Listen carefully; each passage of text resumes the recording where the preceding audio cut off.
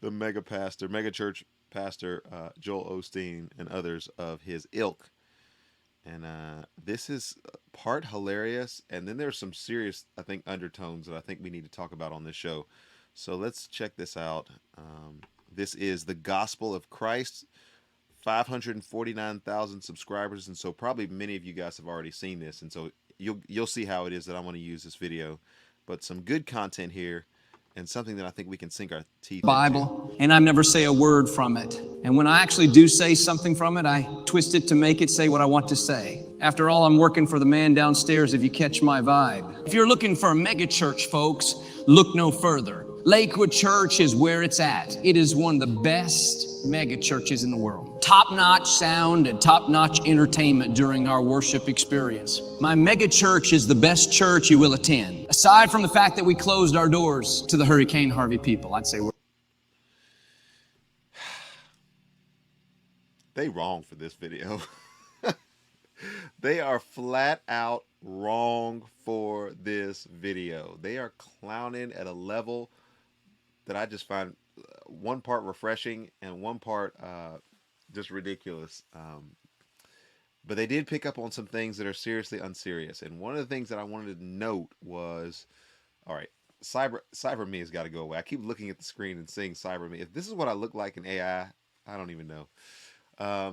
But him talking about, even though we closed our doors to the people who had needs during Hurricane Harvey, the facilities, the place that we have, the center that we have, top-notch facilities. Like, man, we wouldn't want to mess up those carpets or anything. We wouldn't want to mess up our facilities by bringing all those Hurricane Harvey people in. You know, somebody trying to take stuff from our bookstore, maybe even things like that.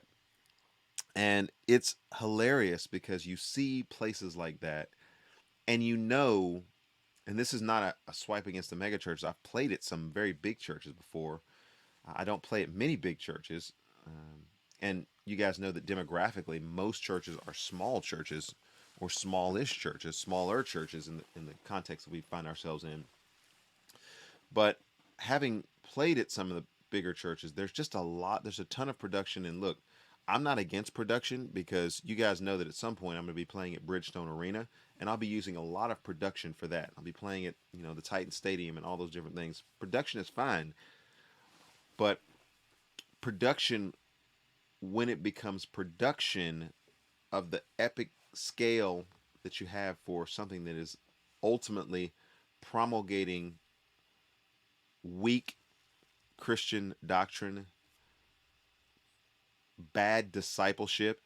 Now, in fairness, I think that if Joel Osteen and I sat down and we had a conversation about the essentials of the faith, I think that I may be able to discern that he actually is a Christian.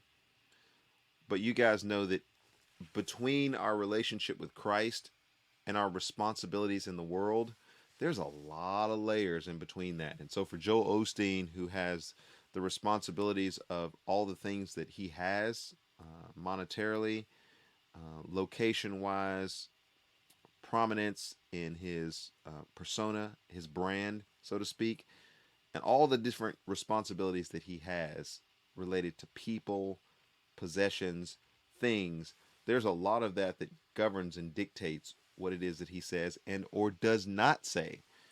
And so it's easier for me to sit back as a YouTuber and talk about how weak some of his interviews are. They're going to show some of the clips of it.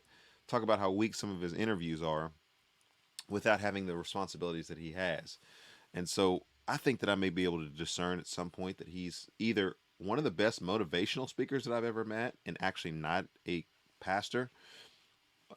I have a struggle with him being known as a pastor, but you know, nonetheless, he's there. This is somebody's AI rendering of Joel Osteen and how cotton candy he is. So let's look at a little bit more of this, but they straight wrong for making this video. We're pretty good. Listen, folks, if it's good enough for God, it ought to be good enough for you. Besides, we donate millions of dollars to charities around the world. That should be enough to keep those critics off my back. Here at Lakewood, we're a hub for your favorite mega-rich celebrities. From Kanye West and Kim Kardashian to Oprah Winfrey and Tyler Perry. I mean, the list goes on. We are all about the status, the fame, and the Benjamins. If you're... I love the way they're calling folks out. that need to be called out on this particular. They didn't done enough on this one. Let's do more. Looking for your best life now. This is the mega church for you. If you're looking for success, promotion, how to win big on Wall Street and the stock market, Lakewood is just right for you. We are all about everything that is not the gospel. In fact, you won't even hear the word gospel mentioned in my talks. Every now and then, we show our faces in BLM protests and make sure our pictures are captured and check off our PR box as we march on to dismantle systemic racism in America. Now that is a funny picture there. Watching now, all you guys know that this is a spoof. This is a AI rendering, putting Joel Osteen in the midst of a lot of these things. Some of them are wooden literal in terms of things that he has actually said and things that he's actually done, and then they'll put some clips there at the backside of this of himself actually speaking to these things. But we got these representations of he's gospel for Christ video. Who put this together is poking the bear, because there's a lot of folks who love the photo ops with all the right people doing all the right things for all the right public perception. And that's what's being called out of this section. Since we're on the subject, I just want to apologize for being a white male and also for all the inequality in the world. We at Lakewood Church care a lot about diversity, equity, and inclusion. No one in their right mind would be dumb enough to turn down membership to our church, except for those who truly want to live a godly life and go to heaven. Those people are idiots anyway. Here at Lakewood Church, we welcome everyone. I mean everyone, straight people, gay people, trans people, gender fluid people, two-spirit penguins, you name it. He said two spirit penguins. Oh my. They are straight clowning on this thing. I watched it through one time and I thought I want to go ahead and jump on this one because it's a good condensation of some things that I wanted to talk about. And by the time I air this, I will have done at least one or maybe two of my episodes on the doctrine of hell. And so I wanted to put these kind of things simultaneous with one another. So if you go back and you want to see why I'm kind of on this thing, is because I have spent some time at least, and again, I intend to spend some more time with Alan Parr's video where he is talking about the doctrine of hell.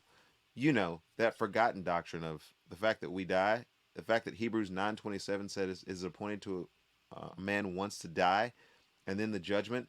We forget about that whole judgment part of that, and we're like, hey, what are we doing next Friday? Well, you know what? You don't know if you're going to be around next Friday, actually. And the people who funerals you have gone to recently, they probably thought they had a little bit more time than they actually did. And everybody who died today or yesterday had plans for today. And so, in the light of those things, it's important for us to kind of have some really stark discussions about things. I mean, I'm not necessarily trying to get banned. I'm actually trying to have as many people see this as possible so that we can talk about this. Let's get to this. If everybody is included, everybody's okay. There's nothing that needs to change in anybody's life. Then what does holiness actually mean? And why do we even care that Jesus came and that he lived a sinless life, fulfilling the requirements that God had upon his life? Be ye perfect as your Father in heaven is perfect. Matthew chapter 5, verse 48. Why would he even say such things like that if no holiness or no standard was required of anybody? And we could all just do whatever the heck we want to do and go before God and be like, hey, look, I'm two spirit penguins. All right, cool. Yeah, I like the variety and the diversity of that. Yeah, so let me be clear about this. This video is nonsense in some regards because it's just poking holes. And maybe if Joel Osteen is your favorite preacher and that sort of thing, then we can have another discussion about discipleship. But it's poking holes in this whole notion, this whole idea that everybody is included in everything. Listen, there's a narrow path and only a few find it, and that is the path toward righteousness. There's a broad road that leads to destruction, and many go down that road. And so if we're talking about those who will stand before the Lord and say, Lord, Lord, in your name did we not prophesy, and in your name did we not cast out devils? And he will say, depart from me. I don't even know who you are. If that's the situation that's going to happen for many, many people, listen to cyber me with the eyes. But many, many people are going to experience that. Then let's be at least thoughtful about the fact that there's a sense of urgency that exists in the mission of the church and among the people of the church that is not being recognized by people like Joel Osteen and people who are trying to rest themselves in the quality of their life here and now in the American Candyland dream. And our doors are opened. Here at Lakewood, we are not against anybody. We are for everybody. After all, we need everyone's money. That reminds me, if you happen to find bags of money stashed between the walls of our church, which did actually happen, it is important for you to return that money to us. Before we go any further, I'd like to introduce you to my beautiful wife, Victoria Osteen. If you think I'm bad, wait till she gets on stage and start talking. You don't know what cunning is until that woman opens her mouth. All right, so I'm going to go ahead and fast forward that because, I,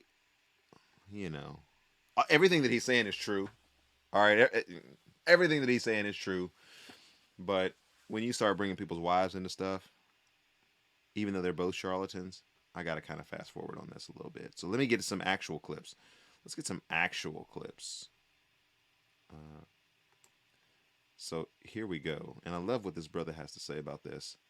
I wouldn't have brought his wife into the situation because, I'm kind of one of those warriors that's not quite bored. Like, my wife is kind of like, yeah, you come across a little strong sometimes. Just let me talk to the ladies. She's like, you do a better job talking with men because I like to look people right in their eyes and tell people exactly what I think about stuff. It's a lost art. It doesn't have to be contentious, but if I think something about something, I will get into a staring competition with you and we will have some words. I ain't apologizing for that because I'm a dude. And if there were more dudes that could actually respond under those situations, we wouldn't have this. You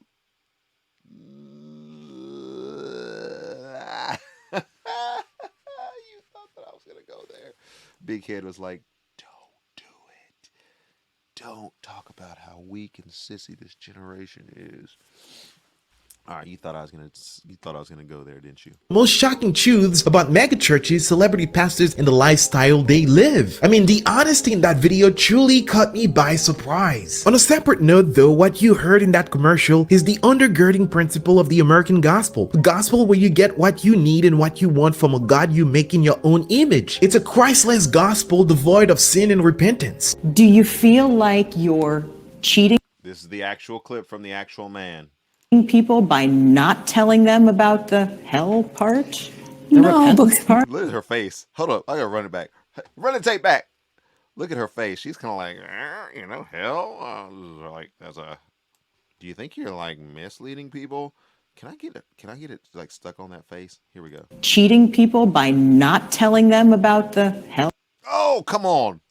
We can do this, people. Cheating people by not telling them about the. Oh man, I can't do it. She kind of had this look like, about the hell part of things, and he's kind of like, oh man, I'm gonna have to answer this question. Oh, there's gonna be people out there who've actually read their Bible. Let me see how I can softball this one. Hell part? The repentance part? No, I really don't, because it's a different He's disappointed that he has to answer this question. approach. It's not hellfire and brimstone. He's a liar. This brother done mixed in some Paul Washer. Nobody can stand up to Paul Washer. Because Jesus spoke on hell more than absolutely everybody else put together. I say most people are beaten down enough by life. They already feel guilty enough. They're not doing what they should do, raising. Is that true? Get in the comment section today. Jump in this bad boy and tell me that most people are thinking about their lives in the light of eternity. In fact, the Bible requires us to do what Psalm 90 verse 12 says. Teach us to number our days that we may apply our hearts to wisdom. Teach us that, Lord, because we don't naturally and residently have thoughts about eternity, which means we don't think about the fact that, is the way that I'm living going to send me to hell? Is the way that I'm living going to send me to hell and others that are around me going to go to hell? And so, listen, let's be clear about this. Islam, Mormonism, Jehovah's Witnesses. I'm talking to you because even though you live a religious life, and sometimes among some of you, a devoutly religious life, I guess to some extent, those who have not trusted Christ, who are also Jewish, who just will resist the notion that Jesus is the Messiah, you will also go to hell as well. So let me just be clear about that. Buddhism, Hinduism, if you're out there apart from Jesus Christ, you will go to hell